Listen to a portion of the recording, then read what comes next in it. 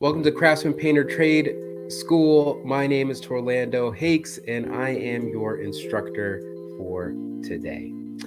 I'm very excited to talk about our topic of the day. We're talking about social brand. This is part of our series, Sprint, where we are going to teach you how to get the work and do the work. And today we are going to be focusing on getting the work.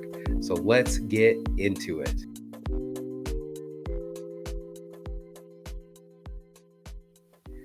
Social brand. What is brand? What is social? What is social? What is brand?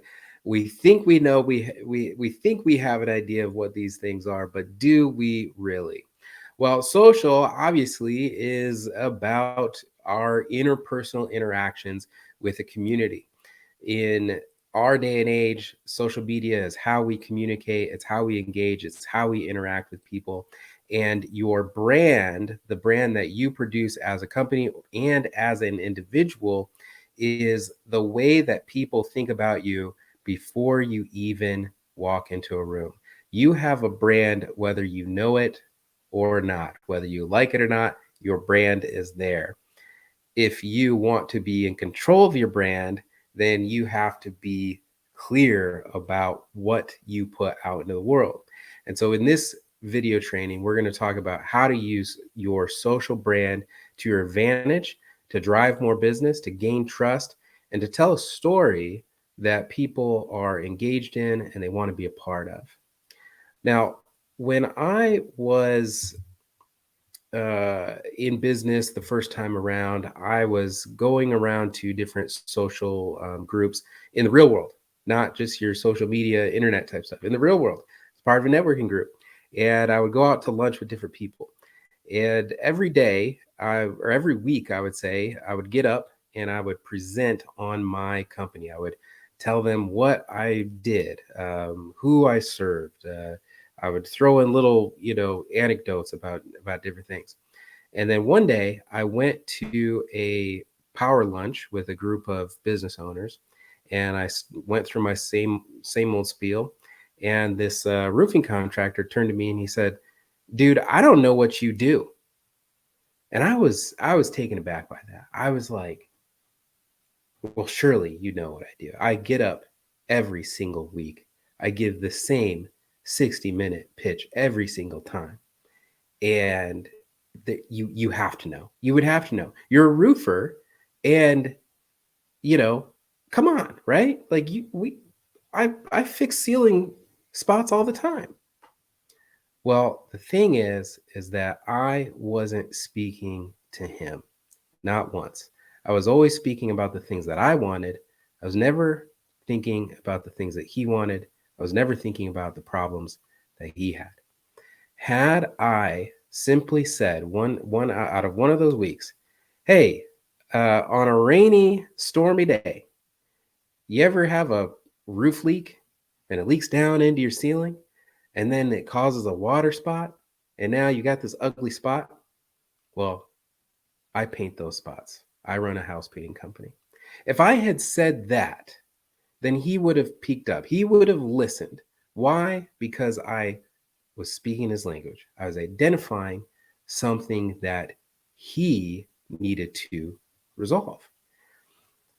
When I go around and I share just about the things that I want to do, the things that I'm selling, the things that are important to me, people tend to tune out. And what's more than that is that if I'm not clear and specific and consistent, people will start to get confused. They won't know exactly what you do because you've talked about so many different things. And a lot of people on a more entrepreneurial path, whether they're selling in our company or building their team within our company, or they're an independent business owner, a lot of times we are distracted by a lot of different things. There's so many different things that we could do. What happens is it's kind of like when I was a kid, a teenager really, I was hanging out with my youth group and we played a game. We went down to the lake and our youth leader took this large watermelon, and he lathered it up in Vaseline and made it really slippery. And he said, "We're going to play wet pig, a game of wet pig." And so we, the point of the game was basically you had to take this large watermelon that was slicked up with Vaseline. You had to be in the lake, and you had to get it across the finish line, right? And the person to get it across the finish line won the game. Well, that thing was so slick and so wet that it kept just slipping and falling out of my hands. And so when you have a confusing message, when you are bombarding people with too many things and it's not clear exactly what you do and how it helps people solve their problems, it's kind of like giving people these wet pigs to hold on to. They're not going to be able to hold on to it, at least not for long.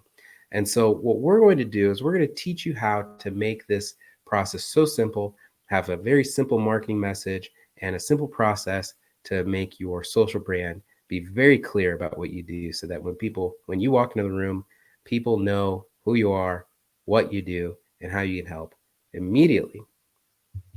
In fact, big fan of Donald Miller. I was a story brand guide for many years. And one of the things that he said that I'm very fond of is if you confuse, you lose. And so we do not want to create a confusing message. Okay. We want to create one that is clear and consistent, and that's going to help people solve their problems. Now, I like stories. I really love stories. Stories are simple. Stories help us make sense of the world. The structure of narrative and storytelling has existed for thousands of years.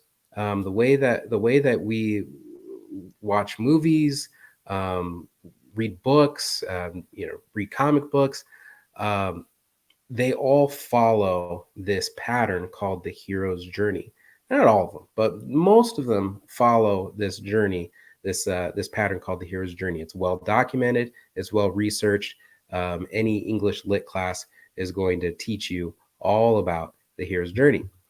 And I want to show you how HGTV applies the hero's journey to their shows, and we're going to do it through the Property Brothers. Now, you may know the Property Brothers.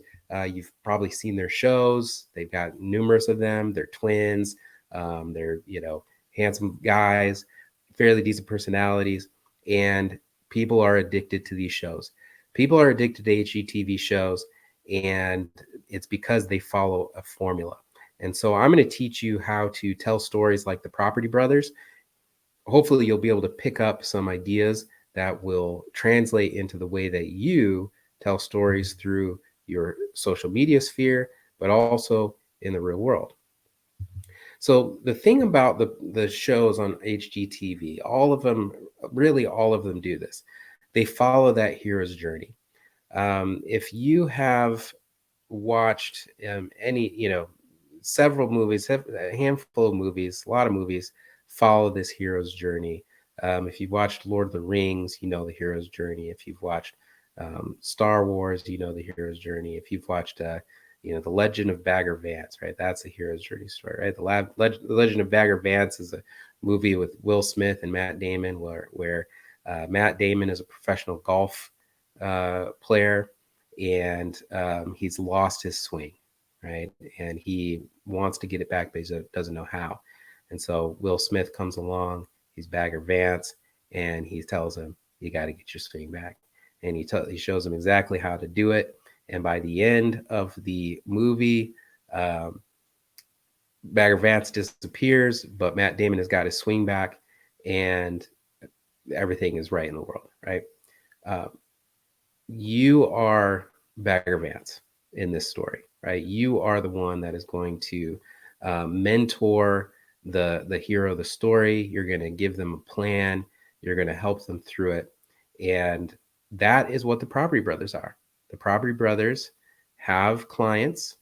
They have their people who are looking for houses. They either want to they want to find a house. They're not sure if they can afford everything that's in their budget. Major problem.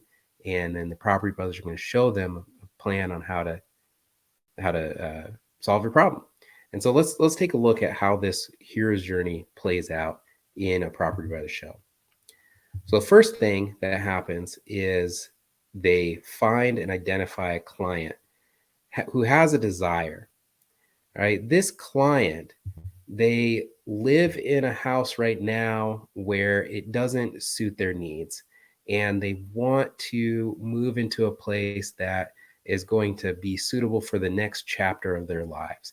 Maybe they've got more kids, maybe their kids are getting bigger, maybe their kids have grown and gotten out. Usually is revolving around their kids, like so many of us.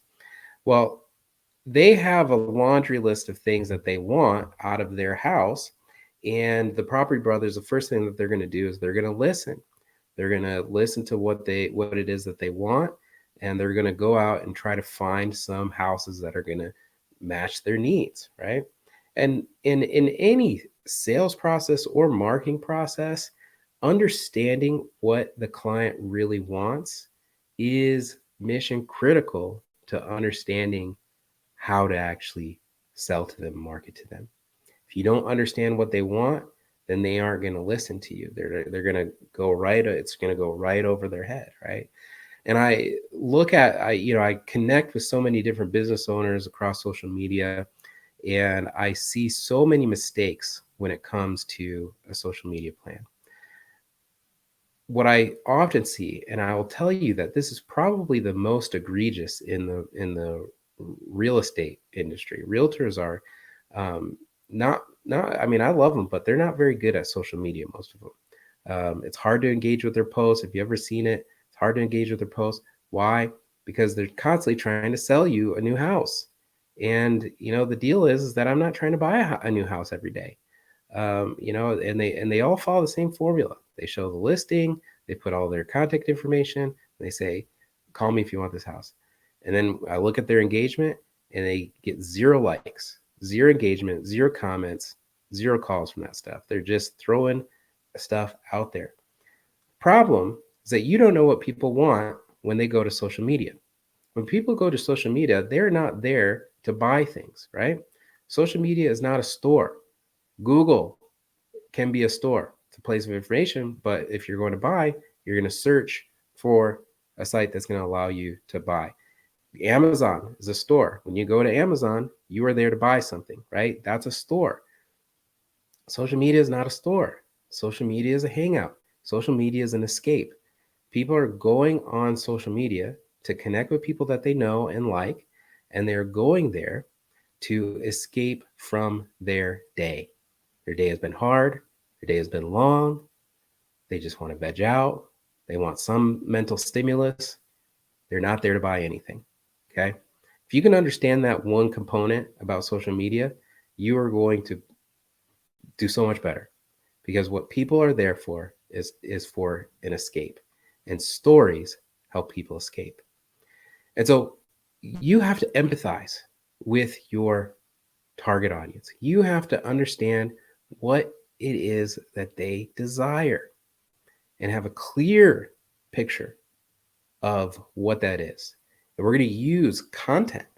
We're going to use articles. We're going to use video. We're going to use pictures to show this story so that people can start to have a sense of curiosity, wonder, even jealousy. They're going to start to imagine themselves in the story. Now, I'm a longtime comic book fan. I grew up reading comic books, and I even went to college and studied digital illustration so that I could become a comic book artist one day.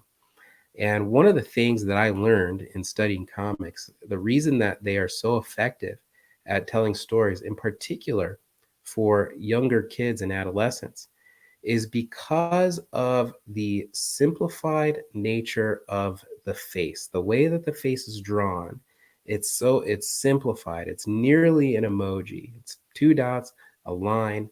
A lot of these comic books are very simplified.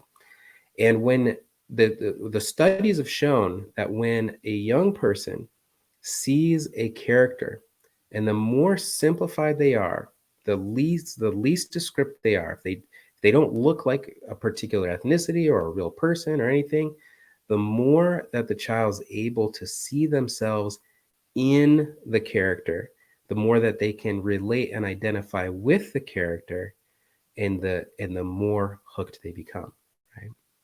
And so we want to, through our social media, we want to start telling stories that people can see themselves in, so that that sparks a desire in them that eventually turns into movement. Okay. It all starts with understanding that desire. If you don't have a deep understanding of what your customers want, you need to ask. But I can give you some shorthands, of course, right? Um, for the painting industry, what painting is really about, it's about having a home that represents who you are. There's something so um, so personal and so representational about color, that if a person is in their home and it does not represent who they are, they do not feel like they have arrived. They do not feel like they have achieved their personal sense of identity. And so, for a lot of people who are painting, especially the ones who are buying a new home and they're moving into it, or they've lived in it for a long time and it's been a while since they updated it, what they want is a home that reflects their personal identity. That's what they want. If they're moving and they're getting ready to sell, well, their desires are different, right? Because they don't need to have their identity in this home anymore.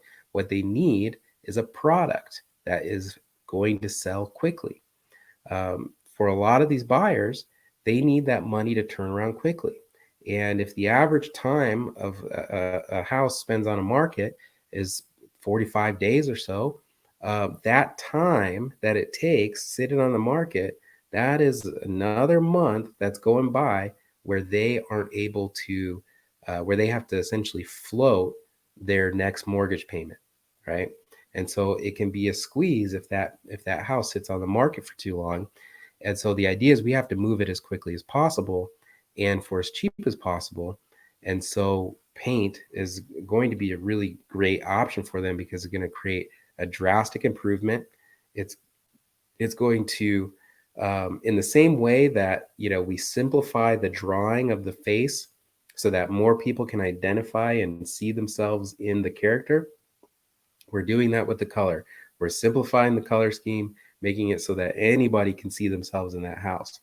So those are kind of the two things that are happening. Either they are trying to simplify the look of the house so that it can appeal and people can identify and see themselves in the house, a variety of people, or they're trying to personalize so that the home becomes a personal reflection of who they are and what their family needs.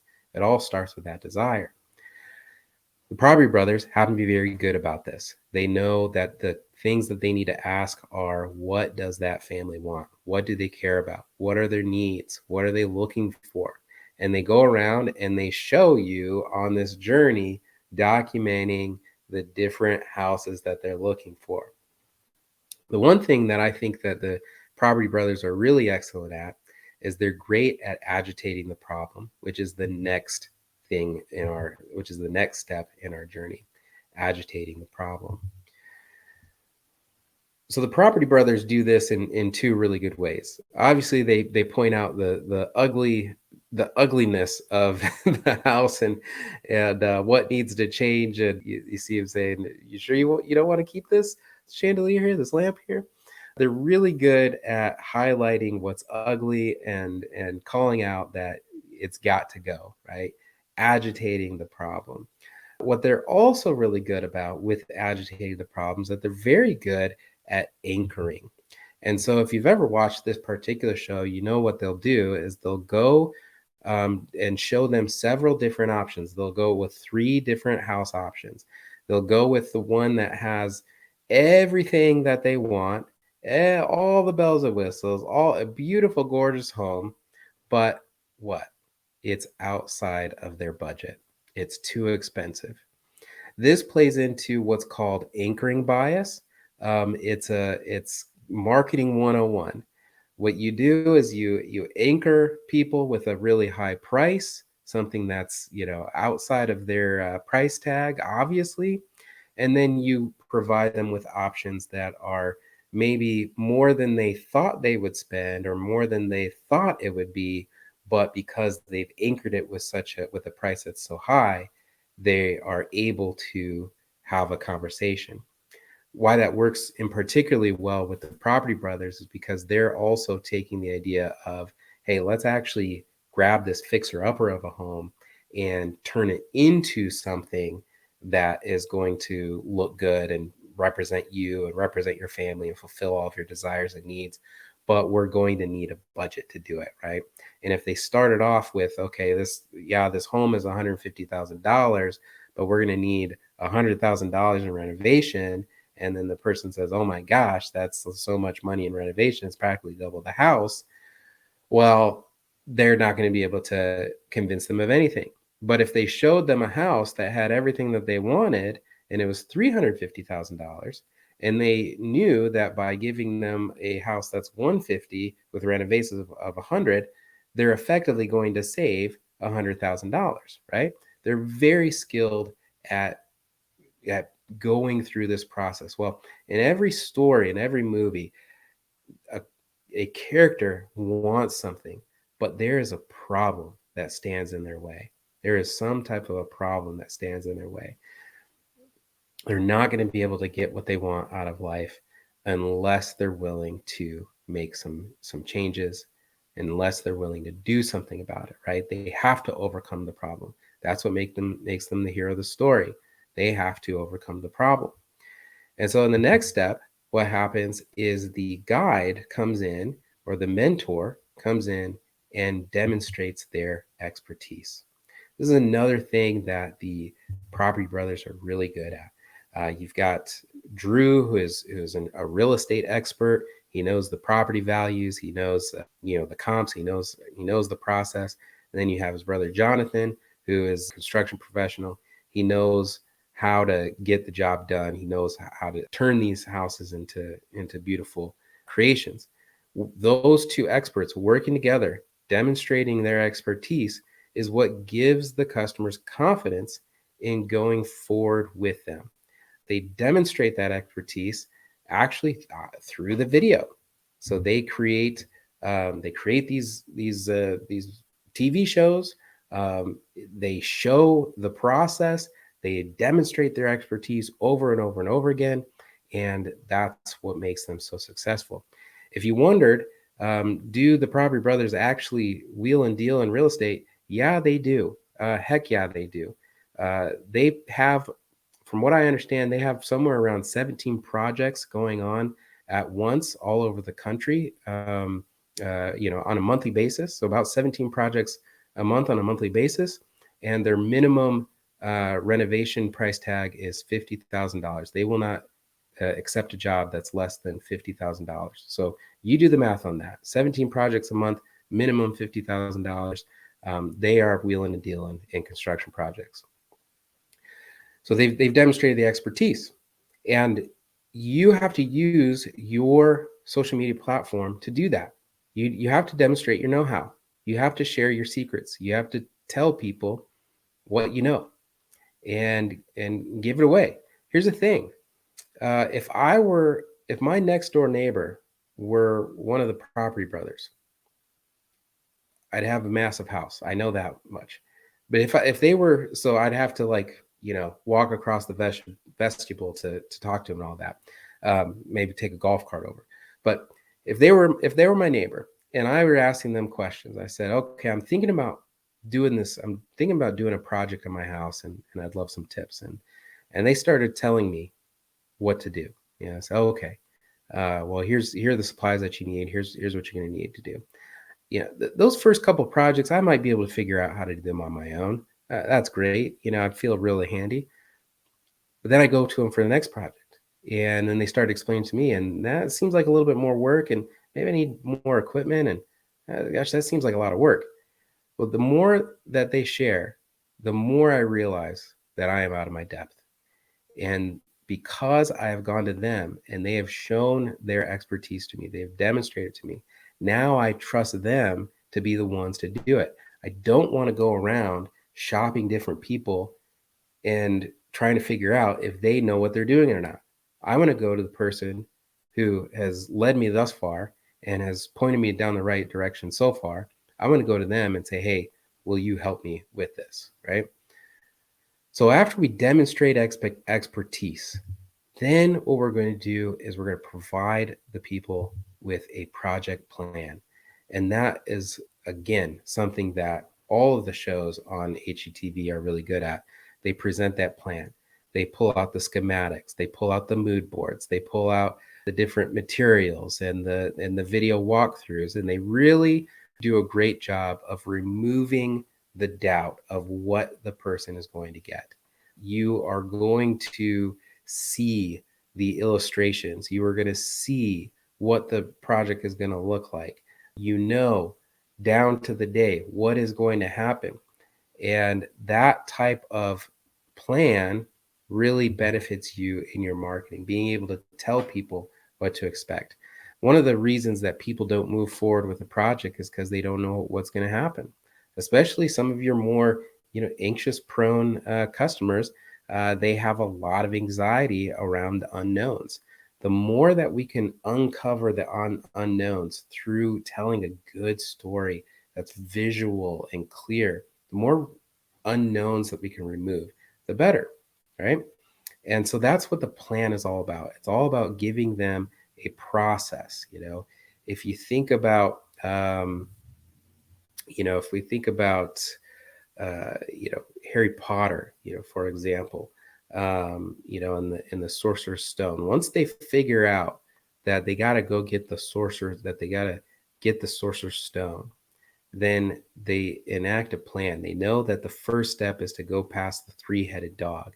Then they have to go, down through the peril. Then they have to do the chest, and then they have to get to the end, and then they have to get to, Harry gets to the mirror, and then he gets it in his pocket. That's a plan. It's laid out. It's step by step, 1, 2, 3, and your marketing materials, the content that you produce needs to provide that plan. Think about how formulaic an HGTV show is. Think about how often you know what is going to happen at every step of the way. It's such a formula, and people are super addicted to it. Then what happens is they're going to take action. The Property Brothers get in there and they get their hands dirty. They're taking action, right? And your social media should do that. Not enough people, especially in the trades, show the process of the work being done. They love their before and after pictures, but not enough are showing the work getting done. It's actually becoming much more popular. It's something that I've been promoting for quite a while, getting people to show the process. But this is eye candy. People love this. They can't get enough of seeing how things are made. I think back to the days when back in the 90s, my uncle, he loved watching Bob Vila. Boy, did he watch Love and Bob Vila. And he wanted to know how things were done. He found it interesting. It was captivating. Watching the people work, it was really great. Now, this does a number of things really, really well. For one, it shows who's going to be in the job. That uncovers some of that obscurity and some of that fear surrounding who's going to be in my house. What is the quality of work going to be like? What is that experience going to be like? Are they going to be clean? Are they going to be safe human beings? Are they going to be respectful? Are they going to scare my children? Those are questions that people have. Well, I'll tell you a little story about where I really discovered the power of taking video of the work being done. When my brother and I, we're business partners in this, and we have a good amount of age between the two of us. I'm the oldest, he's the youngest. I'm getting older, a little long in the tooth. He's still got plenty of years ahead of him. Who am I kidding? I've got plenty of years ahead of me. But we're a considerable age difference. Now, he's got my dad's genes, where my dad looked like he was in his 30s, well into his 50s. So my brother looks young. He looks like a young guy, much younger than the experienced professional that he is. He's got several years of experience. He does great work, but he's a young looking guy. He's a young guy and he looks even younger. So I told him, I said, Miles, I'm what's happening, what I'm experiencing is that people are they'll accept the job and then they'll say, my goodness, he's very young. Or, does he have the experience?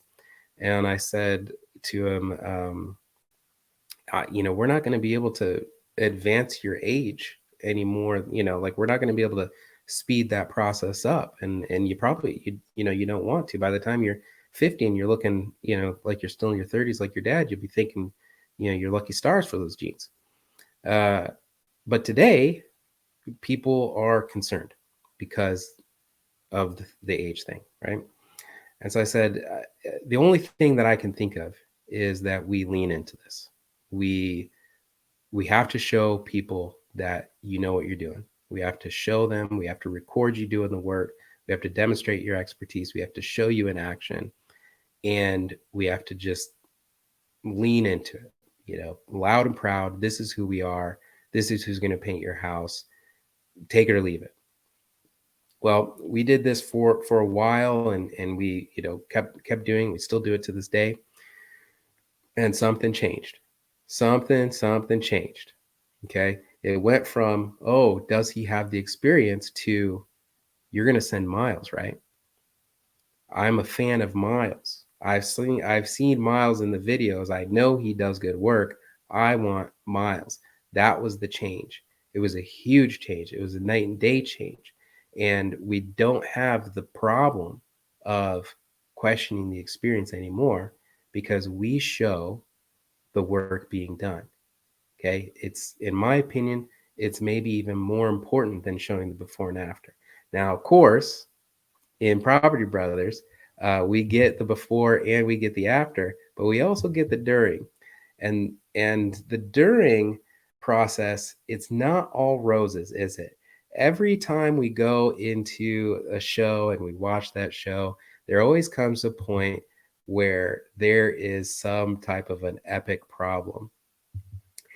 And every time on all of the shows, on all of the HGTV shows, the contractor calls up the homeowner and says, okay, we've got this issue. This is what we found. It's always something that's outside of their control. Yeah, because that's the reality of it. There's always something that's going to come up. And what do? They talk about how they're going to solve the problem, right? That is such a huge security booster for the homeowners, because they know that if there is ever a problem with their project, that they can trust the team to get it done right. They know that they're going to solve the problem. They're not going to hit the panic button. They're going to help them avoid failure. And if we don't know about other contractors, we don't know what they do in the when things go wrong, Murphy's Law, and if anything can go wrong, it will go wrong. If we don't know how they handle challenges and setbacks, then that makes us a little more reserved, a little less willing to purchase. But if we know with an surety that they solve problems, they know how to do it, then we're going to feel better. In fact, that's why when people get a bad review, the recommendation is always to respond with a plan of action, right? You respond apologetically and you provide a plan of action. This is what we are going to do for you, Mr. Customer. Give me a call, put your number down there, right? Because what that says is that no company is perfect, but at least this company is going to take care of the problems when they arise. Very good use of avoiding failure in the Proper Brothers shows and all the HGTV shows. So then at the end, they bring it all together and they provide a happy ending. And what happens? The customer is ecstatic. They're blown away. They are in tears. The big reveal, the happy ending, the story's over and all is right in the world. Of course, we're going to have the before and afters. We got to have the after shot. We have to see how these projects turn out. Why? Because it is a reflection of what the person wanted all along. If we can be the ones that help this person solve their problem, obtain their greatest desires, and to become self actualized in a house that fits their personalities, their styles, their dreams, their ambitions, it helps them feel like they've arrived. Everything that they've worked for has become true and real. That's a happy ending. And HGTV shows do a phenomenal job of telling the story systematically and programmatically. And so, how do we do it in our own businesses? Well, we've got to make our own show. And what you'll hear often, between me and Miles, we talk about the show. We talk about creating the show. Now, do we have our own HGTV show? Not today. One day. I certainly hope we do. But our social media channels, that is our show. We produce a show, and we do it in bite-sized clips because it's a little bit more appropriate to the medium. And so the first step that I want you to take, because here's my plan to you, is to start with your personal brand. Now, our one of our color designers down in Louisville, Amara, is really skilled at building personal brand. She's doing a phenomenal job. She's got a beautiful personality. Um, she's smart. She knows her stuff. She knows about color. She knows about design, and she's killing it. She's building her personal brand. And that is the first thing that you're going to do. The next thing that you're going to do is you're going to demonstrate your crew expertise. Turn that camera on your crew and show them actually doing the work. Share it with everybody. Share it publicly. The third thing that we're going to do is we're going to create project stories out of all of your projects, all of your best projects, the ones that are beautiful. What's a project story? Well, it follows that narrative arc, right? It follows the arc of highlighting what did the client want, what problems stood in their way, what did they need to do to solve their problem, right? Demonstrate your expertise, what you told them you would do, give them a plan, show them what action looked like, what action steps did you take to solve that problem, show them how you avoided failure, and then share what the final result was, right? The happy ending. And so you could use these project stories in a number of ways. You can create a video. You can create a blog article. You could do little posts on social, just a straight up post on LinkedIn or social Facebook or Instagram. You could do little shorts. There's a lot of ways that you can spin this, but what you want to do is you want to make sure that you're hitting all the different elements. And so let's look at these different elements in aggregate here. So if I were writing a blog post, let's say, for example, I was writing a blog post about a project, I would use a headline that is going to be a little clickbaity, right? So for here on this one, for example, this is a story that we shared on social media. They got hundreds of likes, tons of shares, tons of dozens of comments. It was a very popular post. Why? Because people love cats, right? Are they my thing? I'll plead the fifth on that. But I know people love cats. And so what's better than a cat? Well, it's a cat rescue, of course. What's better than a cat rescue? A cat rescue on a ranch. That's really awesome. And so we started with that title of, the cats, and I made sure that I hired a professional photographer to come in and do a profile of the homeowner and her cat rescue. And there are plenty of cats in the posts. We want to put down who they are and where they live. Why? Because we want real people. Of course, you're going to need permission from the homeowner to use their name. And you may not want to put their actual address, obviously, but at least put the town that they're in. That helps. That's going to help you boost your SEO. What did they want? You can use these 12 steps as prompts for writing your article. And so, what did they want? Well, the customer had just moved into a new ranch with goats, and she wanted to build a cat sanctuary where she could bring in cat rescues and help them, help them with their health and help them find a home. But because it was an older home and did not fit her eclectic style at all, she knew that she needed to do some renovations and that she needed to do it at a price that she was able to afford, right? That's what stood in her way. She wanted this beautiful, cute little cat ranch, but it was an old farm. It wasn't there yet. It was kind of ugly. And when she talked to us, she was really concerned. Like some of the colors in there, I mean, there was one that looked like, Nickelodeon slime green, a whole room, walls and ceiling that looked like that. And so it really wasn't a house that she felt like herself in, and she really needed help. Why did she call us? Well, because we're good at color. She had ideas for color, but she was getting stuck. And so she really wanted to work with somebody that she knew. She wanted to work with somebody that was good at color, and she wanted to work with somebody that was going to have quality work. So what was the scope of work? We list that out. Okay, we painted several rooms, the ceilings, the walls, the trim.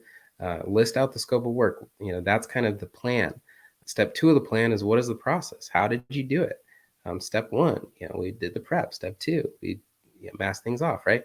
So you go about that whole process. You tell them how you did it. What problems did we encounter, right? List that out. Don't be afraid of those problems. Problems happen. People need to expect that they're going to happen. But what's more important is that they know that you took measures to solve the problem. What was the final result? Those are the money shots. Those are the final pictures that display it and are beautiful. What did the customer say about it? Make sure that you get that testimonial, put it right in there. And what would a HGTV show be without showing you how much it costs? Put the final investment in. The reason that I put the pricing in the article itself, because I don't want to be bashful about the pricing. I don't want to be a surprise. I don't want my pricing to be a surprise to anybody. I want them to know. And what they'll be able to do when they're reading these project stories is they'll be able to look at the scope of work that you highlighted in the article, through the pictures, through the video, and they'll be able to compare their house to the houses that they're looking at. And if they look at a house and they're like, yeah, my house is about that size, it's kind of similar to this house, then they can look and they can expect, okay, this is about where the price is going to be. I can kind of expect the price tag to be around this price. That's going to help them feel more confident about moving forward. It's going to remove some of the obscurity in the pricing long before the sales rep gets there. It's going to make that sales rep's job a lot easier if they know how much to expect when doing a painting project. The HGTV shows do it. They tell you how much the budget is. They tell you how much they got it done for. I don't know a contractor in America that doesn't complain about how low they estimate those costs. I don't know a contractor in America who doesn't get upset at that. When now is your opportunity to set the record straight. Show them what the actual cost is of having a professional to do it, and you be in control of that narrative. So here's the thing. You can do these project stories. You could do it as an article, but you could also do it as a video. You could take each of these steps and isolate them out as a single video. You can go in and take a video and just say, okay, here we are in beautiful Bloomington, Indiana. We're working with our customer here, and she just bought a ranch, and we are going to paint it, right? Who are they? Where do they live?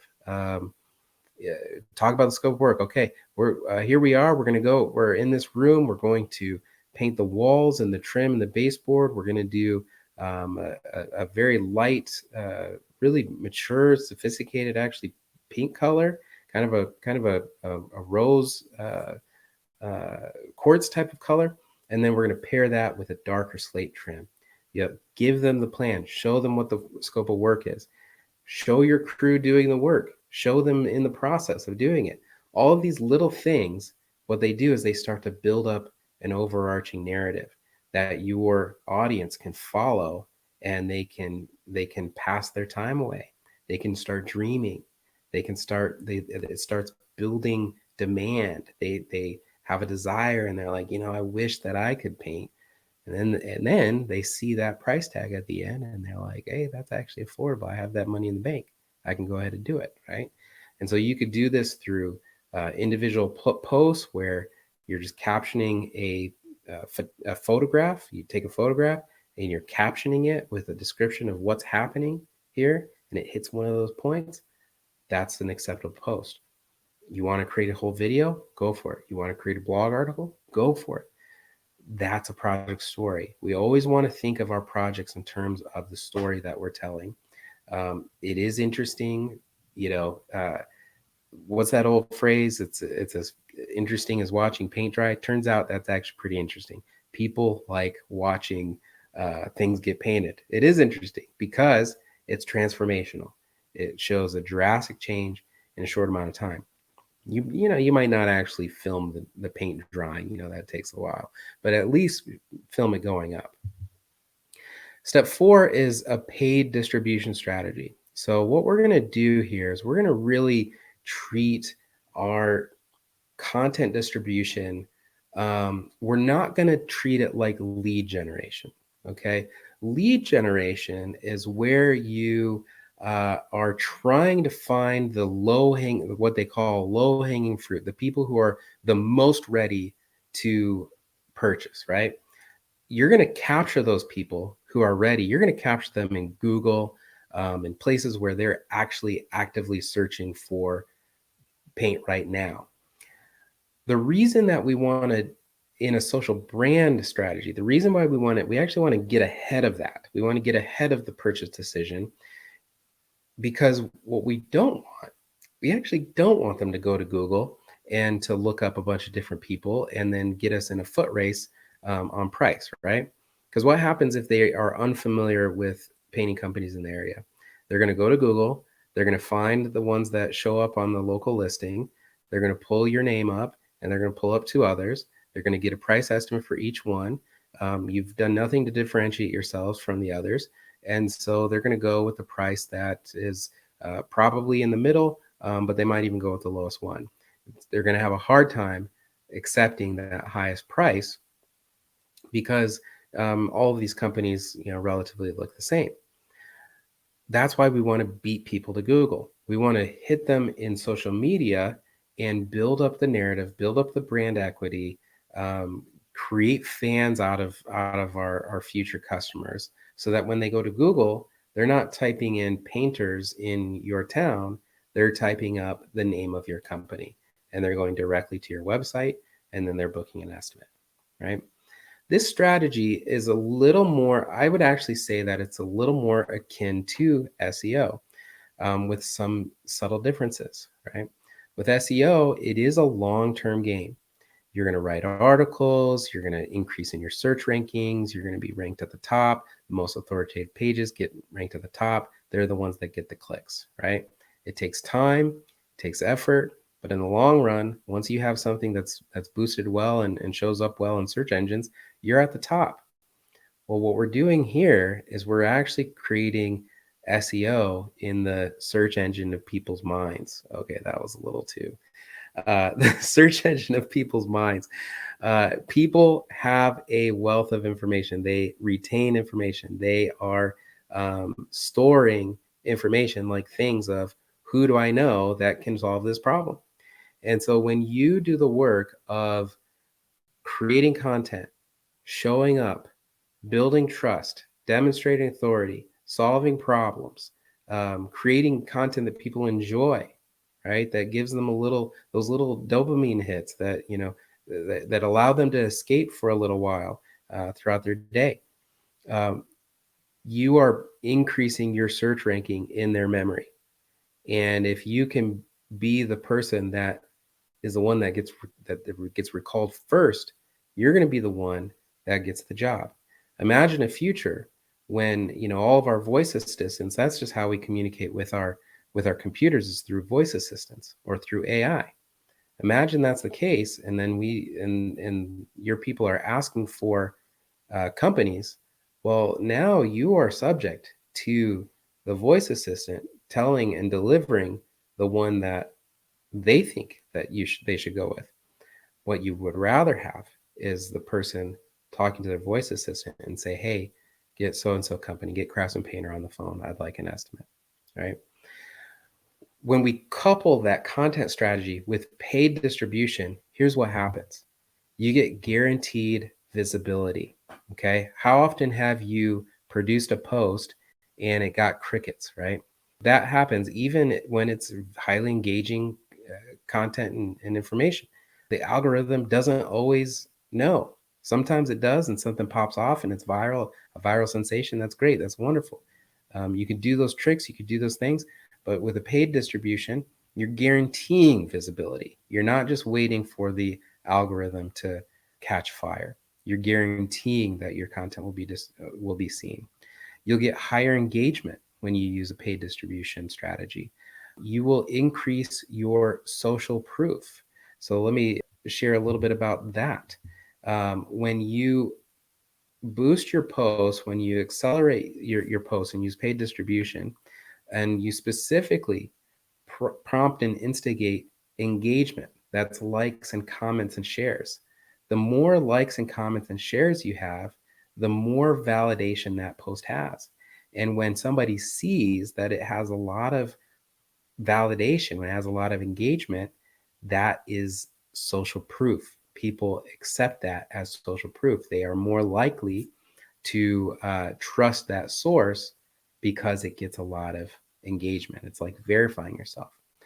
It's also, this strategy is lower cost in the long run than some of those other strategies. It's cheaper than lead generation, direct. It's cheaper than conversion. It's cheaper than it's cheaper than search ads. How is it so much cheaper?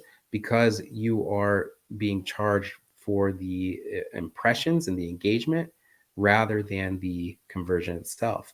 When you are in the back end of those systems, when you're doing bid strategies and things like that, your conversion strategies, they're very expensive. The cost for conversion is quite expensive, and a lot of people are bidding for those conversion type ads, whereas there's less competition in traffic based or engagement based uh, uh, ad bids, because because your competition is not very patient.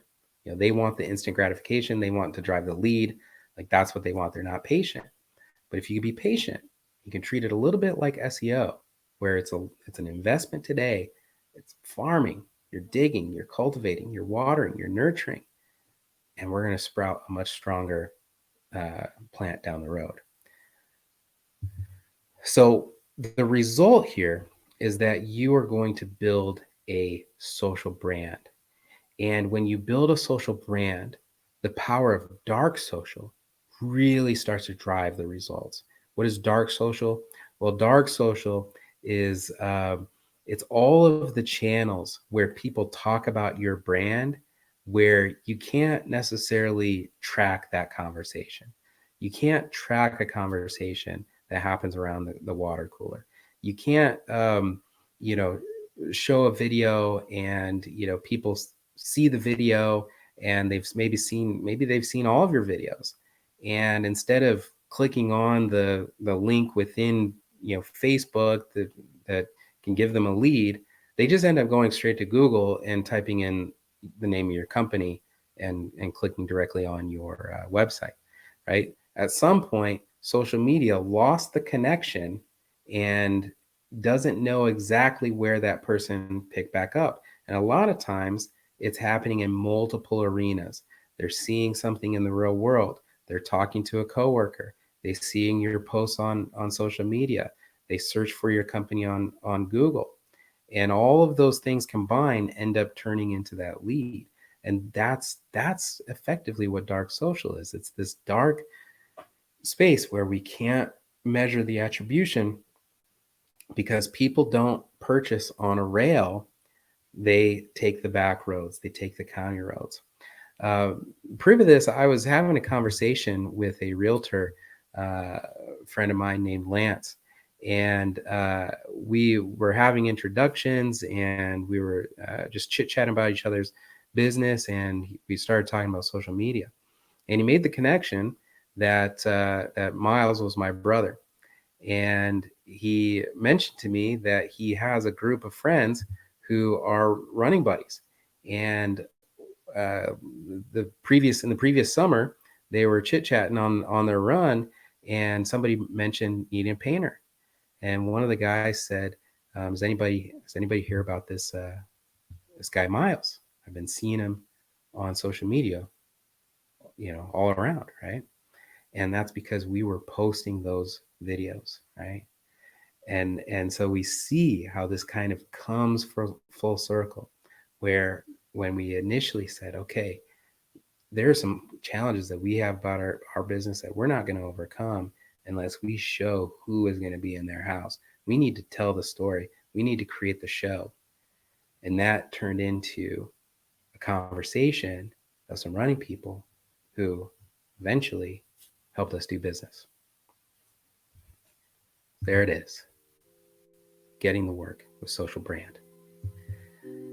Thank you for watching this section. I hope you've found it educational. And the thing that I would encourage you most of all is to go out there, grab your phone, turn that video camera on, and start showing people who you are. It's all about your brand, your individuality. People love other people, and they're going to love you, especially when you're authentic, when you are kind, and when you work at it. Just work until you're proud. Thank you for watching, and my name is Orlando, and this has been the Craftsman Painter Trade School.